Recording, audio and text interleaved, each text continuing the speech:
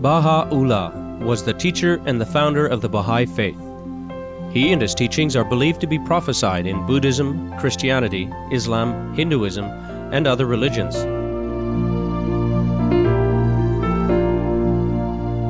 Baha'u'llah was born in 1817 in Tehran, Persia, in present-day Iran.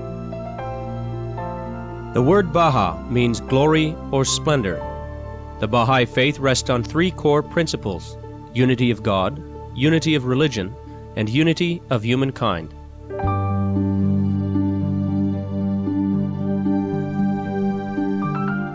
Approximately 7 million people today in many countries adhere to the Baha'i faith. Their scriptures are translated into 800 languages, and there are houses of worship in just about every corner of the world. Baha'i principles envision an ideal society.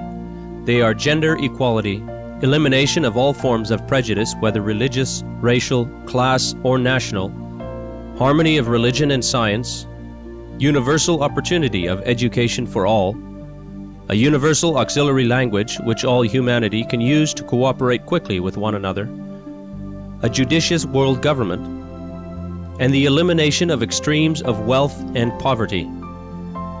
Many people, like the Baha'i followers, see a noble society as a real goal to be pursued in everyday life. Today we present the sage wisdom of Baha'u'llah with excerpts from the Holy Book, Gems of Divine Mysteries.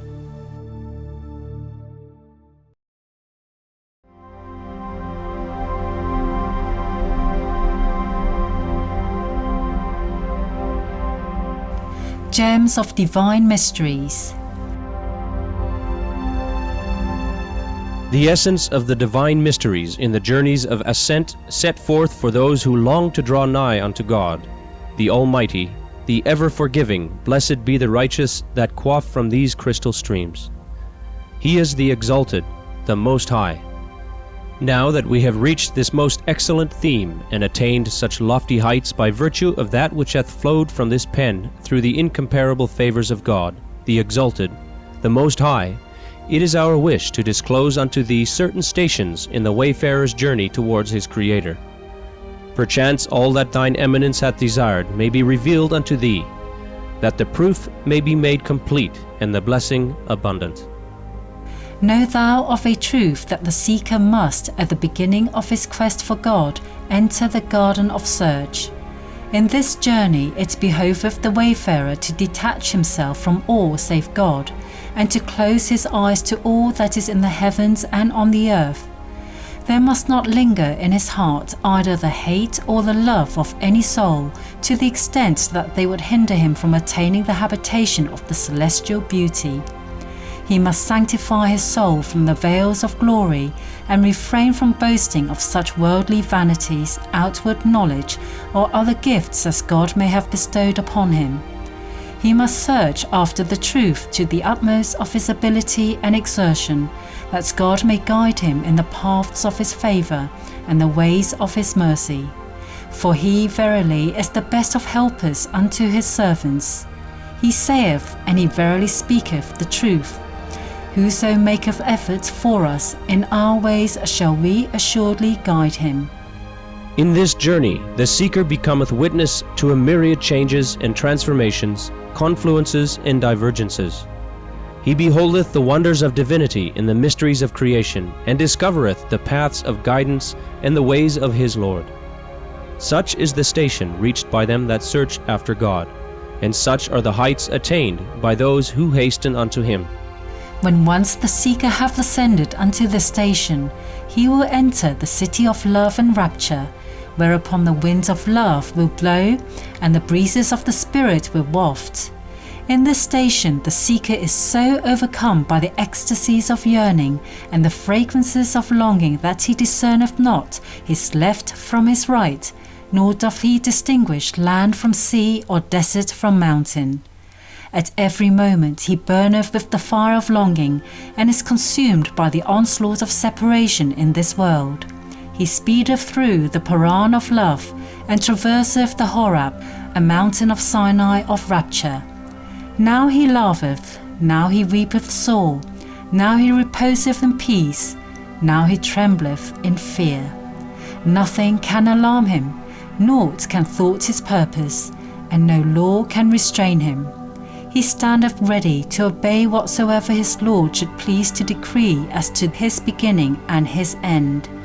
With every breath he layeth down his life, and offereth up his soul. He yieldeth up spirit, soul, and body in the path of his Lord, and yet he doeth so by the leave of his beloved, and not of his own whim and desire. Thou findest him chill in the fire and dry in the sea, abiding in every land and treading every path. Whosoever toucheth him in this state will perceive the heat of his love. He walketh the heights of detachment, and traverseth the vale of renunciation. His eyes are ever expectant to witness the wonders of God's mercy, and eager to behold the splendours of his beauty. Blessed indeed are they that have attained unto such a station, for this is the station of the ardent lovers and the enraptured souls. And when this stage of the journey is completed, and the wayfarer hath soared beyond this lofty station, he entereth the city of divine unity, and the garden of oneness, and the court of detachment. In this plain the seeker casteth away all signs, allusions, veils, and words, and beholdeth all things with an eye illumined by the effulgent lights which God himself hath shed upon him. In his journey he seeth all differences return to a single word, and all illusions culminate in a single point. Unto this beareth witness he who sailed upon the ark of fire, and followed the inmost path to the pinnacle of glory in the realm of immortality. Knowledge is one point, which the foolish have multiplied. This is the station that hath been alluded to in the tradition, I am he himself, and he is I, myself, except that I am, and he is that he is. In this station, were he who is the embodiment of the end to say, Verily I am the point of the beginning, he would indeed be speaking the truth. And were he to say, I am other than him, this would be equally true. Likewise, were he to proclaim, Verily I am the Lord of heaven and earth, or the King of kings, or the Lord of the realm, or Muhammad, or Ali, or their descendants, or aught else, he would indeed be proclaiming the truth of God. He verily ruleth over all created things, and standeth supreme above all besides him. Hast thou not heard what hath been said aforetime? Muhammad is our first, Muhammad our last, Muhammad our all. And elsewhere they all proceed from the same light? In this station, the truth of the unity of God and of the signs of his sanctity is established. Thou shalt indeed see them all rising above the bosom of God's might, and embraced in the arms of his mercy. Nor can any distinction be made between his bosom and his arms.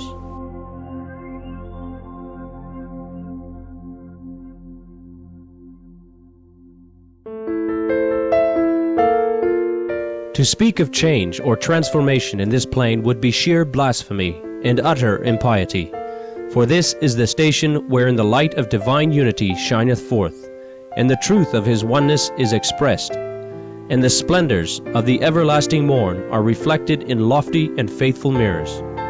By God, were I to reveal the full measure of that which he hath ordained for this station, the souls of men would depart from their bodies, the inner realities of all things would be shaken in their foundations.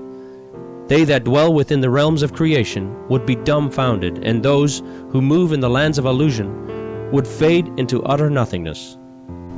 Hast thou not heard? No change is there in God's creation. Hast thou not read? No change canst thou find in God's mode of dealing. Hast thou not borne witness to the truth? No difference wilt thou see in the creation of the God of mercy. Yea, by my Lord, they that dwell within this ocean, they that ride upon this ark, witness no change in the creation of God, and behold no differences upon his earth. And if God's creation be not prone to change and alteration, how then could they who are the manifestations of his own being be subject to it? immeasurably exalted is God above all that we may conceive of the revealers of his cause, and immensely glorified is he beyond all that they may mention in his regard. Great God, this sea hath laid up lustrous pearls in store. The wind hath raised a wave that casteth them ashore. So put away thy robe, and drown thyself therein, and cease to boast of skill, it serveth thee no more. If thou be of the inmates of this city within the ocean of divine unity, thou wilt view all the prophets and messengers of God as one soul and one body, as one light and one spirit, in such wise that the first among them would be last, and the last would be first. For they have all arisen to proclaim his cause, and have established the laws of divine wisdom. They are one and all the manifestations of his self, the repositories of his might, the treasuries of his revelation, the dawning places of his splendor, and the daysprings of his light.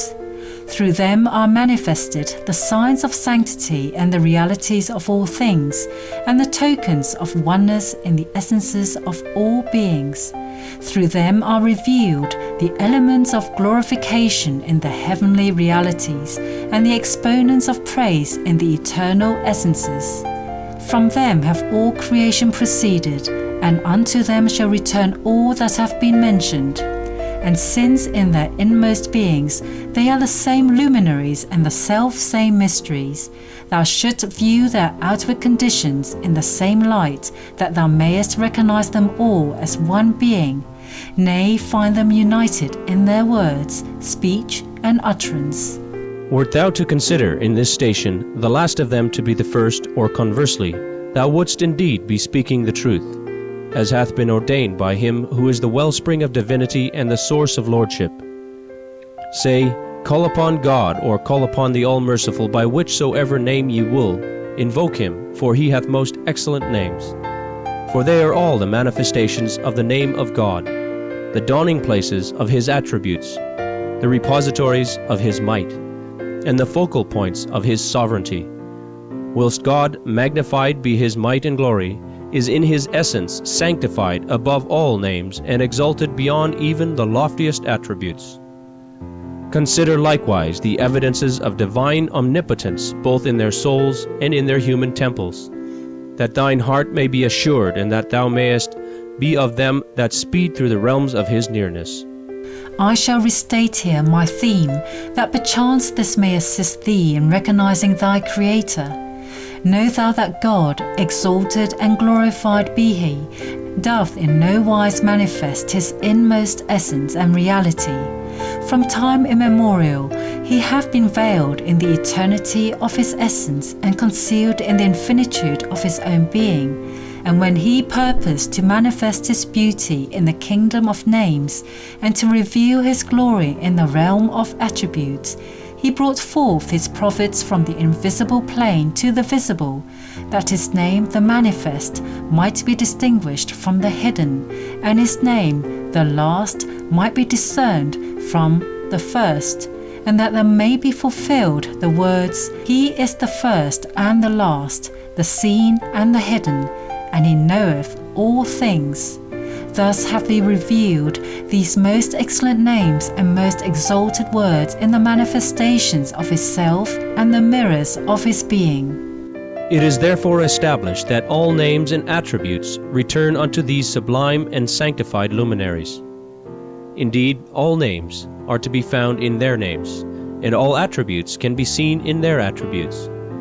Viewed in this light, if thou wert to call them by all the names of God, this would be true, as all these names are one and the same as their own being. Comprehend then the intent of these words, and guard it within the tabernacle of thy heart, that thou mayest recognize the implications of thine inquiry. Fulfill them according to that which God hath ordained for thee, and thus be numbered with those who have attained unto his purpose.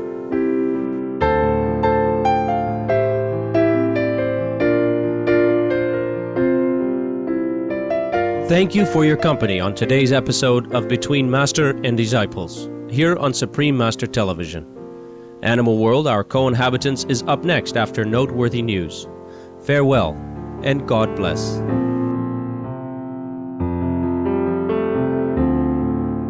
For more details, please visit www.suprememastertv.com/BMD.